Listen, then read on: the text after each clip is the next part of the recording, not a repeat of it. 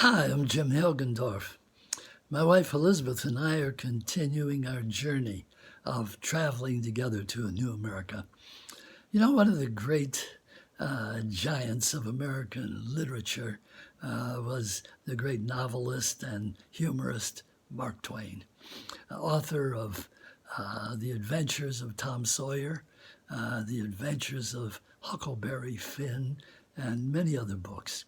Twain was born in 1835, and for the most part, he was raised in the small Mississippi River town of Hannibal, Missouri. Actually, for a couple of years, Twain was actually a riverboat captain on the Mississippi.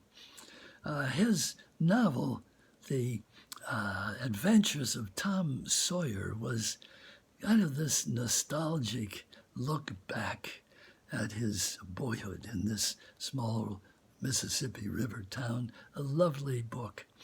But underlying this book and the veneer of this book was also something else: racism, slavery, discrimination. For his own part, Twain admitted that when he was growing up, he had no thoughts about slavery. It was just kind of part of the atmosphere and the air that he breathed. But as he moved on, and even in his next novel, The Adventures of Huckleberry Finn, he began to subtly explore these currents that were running underneath American life. And he grew up into and traveled the world, and he became, a very staunch abolitionist against slavery. He also was a great opponent of military use for imperialism of our country and other countries around the world. So he changed. He grew up into a larger vision of the world. Today we have a whole tendency in our culture, American culture, that's still making this transition. There are people who want to take us back into the past, into this small white world, and you call it Make America Great Again. But we're not going that way. This is a world that is dead, dying and dead.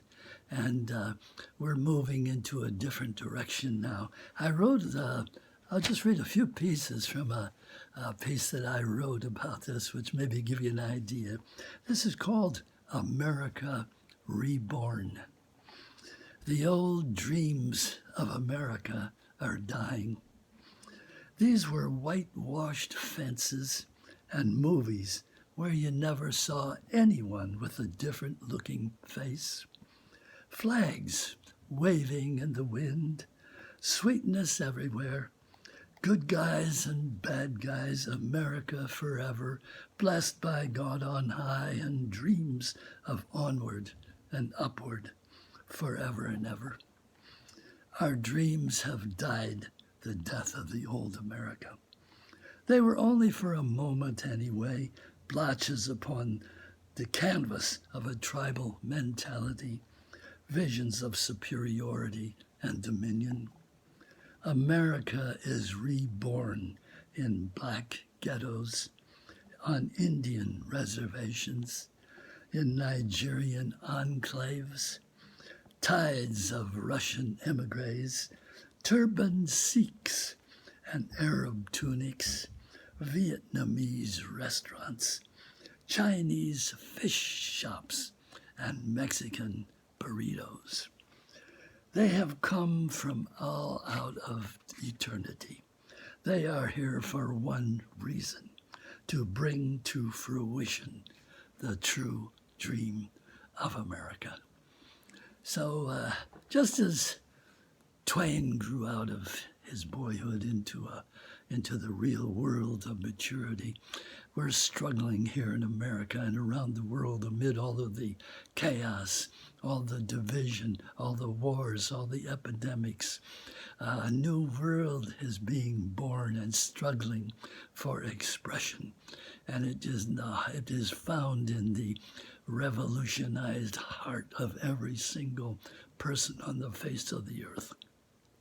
This is our challenge, to get beyond the old distinctions of race, of class, of ethnicity, of religions which segregate us, of all kinds of things that serve to divide us, and merge into the reality of who we really are, human beings, part of the human family, part of the global human family.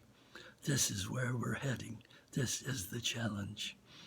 And, finally, I'd just like to say, especially to young people today, amid all of this chaos and division going on, keep faith with yourself. Keep faith with your greatest dreams and struggle for them, for yourself and for other people, and for our country, and for the world. Nam Myoho Renge Kyo.